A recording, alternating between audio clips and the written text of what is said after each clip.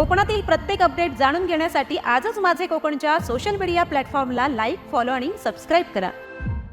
आता पाहूया सविस्तर वृत्त। श्रीवर्धन तालुक्यातील बोंडणी घाटात आज पहाटे सिलेंडरने भरलेल्या ट्रकचा भीषण अपघात झाला। घाटातील तीव्र उतारावर ट्रकचे ब्रेक फेल झाल्याने चालकाचे नियंत्रण सुटले आणि ट्रक थेट रस्त्याच्या कडेला पलटी झाला। सुदैवाने या अपघातात कोणतीही जीवितहानी झाली नाही आणि गॅस सिलेंडरची गळती न झाल्याने मोठा अनर्थ टळला। चालकाला किरकोळ दुखापत झाली असून त्याने प्रसंगावधान राखून स्वतःचा जीव वाचवला। विशेष म्हणजे या मार्गावर अवजड वाहनांची वर्दळ मोठी असते। या गंभीर घटनेमुळे बोंडणी घाटातील असुरक्षिततेचा प्रश्न पुन्हा एकदा ऐरणीवर आला आहे। येथील नागमोडी वळणे आणि तीव्र उतार यामुळे वारंवार अपघात होत असल्याचे स्थानिकांचे म्हणणे आहे। घाटात रंबल स्ट्रीप, सूचना फलक आणि संरक्षण कठड्यांची मोठी कमतरता असल्याने प्रशासनाने याकडे तातडीने लक्ष देऊन ठोस उपाययोजना कराव्यात, अशी मागणी संतप्त ग्रामस्थ करत आहेत।